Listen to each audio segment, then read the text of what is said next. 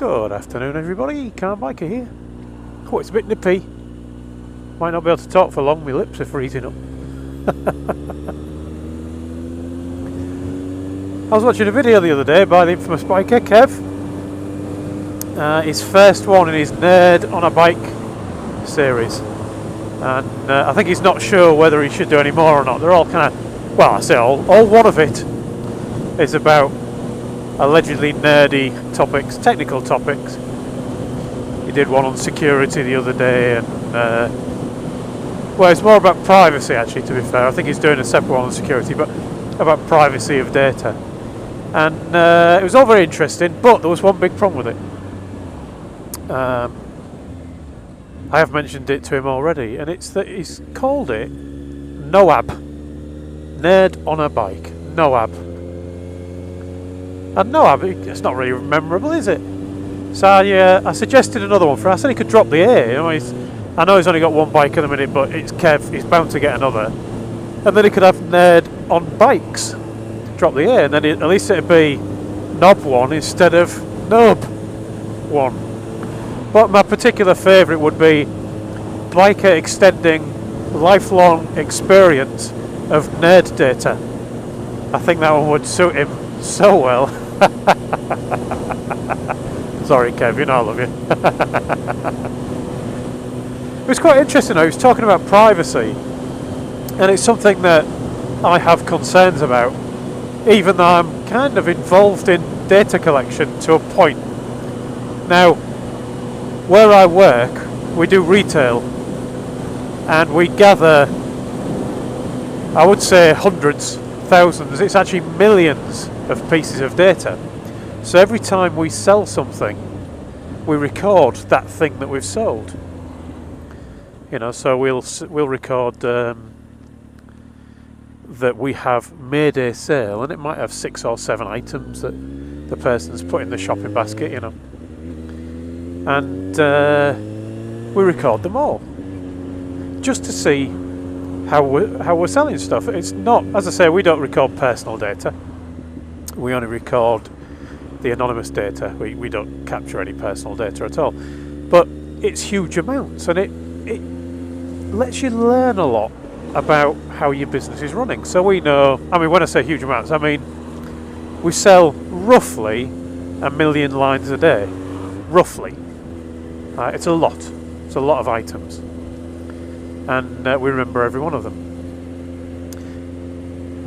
And we can analyse that. We can see in each shop how well each shop is doing. We can compare each shop with other shops that it's nearby or not nearby, further away from, or just every shop. We can see who's having what delivered and how much they're selling, and whether they really need to be ordering more from our warehousing, all sorts of wonderful things. And it's really useful, and it's not personal data.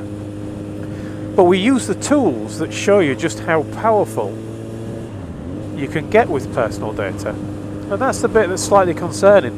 And it reminds me of one thing that Kev said in his video, and he said he didn't agree with it, but it's said a lot. You hear it on the news a lot, which is, if you've nothing to hide, you've nothing to fear. Now that's something I completely disagree with, and I can't remember if I've already said this in another video or not, but I completely disagree with that. You might have nothing to hide now, but who's to say that the things you're doing now that are considered acceptable will remain that way? Now in a Western country it's not a big deal, but if we go back to the 1930s, you know, if you'd have had the internet back in the 1930s and a level of data capture that we've got now, you could have had a dictator such as Hitler with a lot stronger possibilities, a lot easier to wheedle out the people that he wanted to do away with. And I know we don't have a Hitler anymore in Europe, but we've got some funny people around the world, some very suspect leaders who also have access to this type of data potentially.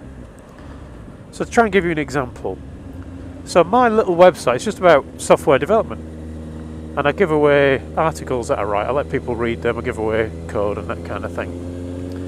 And I don't gather any data myself, but I have Google Analytics. Google Analytics, if you're not aware of it, it lets me see who is coming to my website. Not who specifically, it doesn't say, right, Kev visited on this date. But what it allows me to do is find out where the demographics are. So I can see numbers, I can see where they're coming from in the world, so I can look at it and I can tell at an instant that the majority of people who visit my website come from America. The second biggest group come from Britain, the third biggest group come from India. And I can spot that in a second, I can drill into that and I can find out right down to what town they're from, what internet provider they use and which browser they're on and various other bits of information. And I get to see a unique IP address.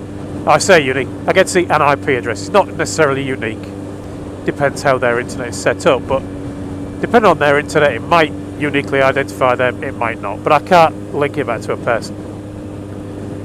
All of that data I get to see, and Google has it too.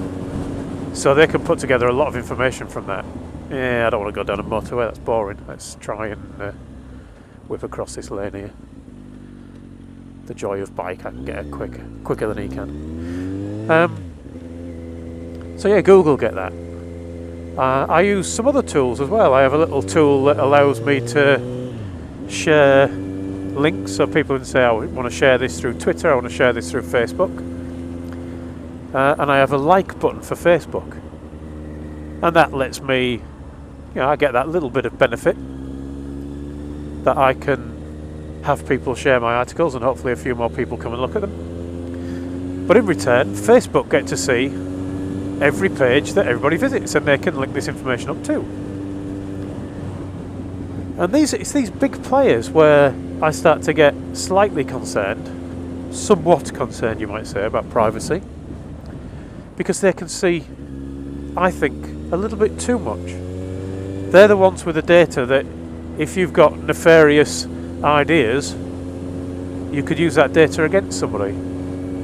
So for example, you could look at search data, you could look at pages visited, you could look at buttons clicked, all because of the way that people have got these links and stuff on the pages. And with all that data you can work out massive amounts of information. There was a classic example in a newspaper where it was Yahoo, if anybody remembers Yahoo, before Google came on the scene. Yahoo were the big search provider. They released a lot of what they called anonymous data to show the kind of stuff they collected. And a journalist got hold of it and within a day or so had managed to track down one of the people and told him a lot of stuff about himself. Because you can work it out. If you were going on the internet and searching for motorbikes, and then you search for crash helmets, and then you search for motorcycling gloves, you can kind of tell you're probably either buying a motorbike or you are a biker or you know somebody's a biker. If from there you then go on and search for insurance, if you search for health insurance, accident lawyer, then they can tell you've probably haven't had an accident, and put the two together, you probably had an accident on a motorbike. If you then search for cancer or pregnancy or illness or any of these things that you maybe don't want people to know that you are suffering from. Pregnancy, I'm suffering from pregnancy. I do apologise if but you can start to link that together too. And we're not talking about 3 different bits of information that you're linking together. We're talking about every website you visit. If you're using Gmail, every email you send gets scanned. It doesn't get scanned and read, as Kev said, by a person, but it gets scanned and information can be extracted from it. I'll tell you how powerful these things are, just in case you're not convinced yet. Google has a translation service. You can you go on there, you can type something in English and it will chuck out something pretty close in Chinese. I assume, I don't know, I don't speak Chinese so I can't tell you. But it seems to do pretty well with French and German, so. Nobody's typed that in. Nobody's put a dictionary in and converted that, bizarrely. It's just looking at information on web pages and information that it's picked up from all of the different sources. And it can work out. They've got algorithms that can work out the best way to translate things. When you do a search and it says, I'm not sure you meant that, did you mean this? Again, there's no list of keywords it's looking up. It's looking at the huge, massive amounts of data. And it's working out what you probably wanted to search for just using data mining. And that's how it serves the adverts to you and all that kind of stuff. If you're a dictator in the future, think about every search you've done, every website you've visited. Is there something else? You know, is there something on there that you might not want a dictator to see? If there was this level of information back in the 30s and you were a German and you visited websites about Judaism and then Hitler came into power, would you feel safe knowing he had that information? I don't know. Extreme example? I don't know. I really don't know. You know, there are people around the world who are being arrested and tortured on the back of this kind of information. Let me know what you think. Anyway, that is Biker extending lifelong experience of nerd data. Number 1, and probably the last one. Let me know what you think. And Kev, keep them videos coming. Not everyone will like them, but I certainly do. Anyway, thanks for watching everyone. Ride safe, and I'll talk to you all again soon.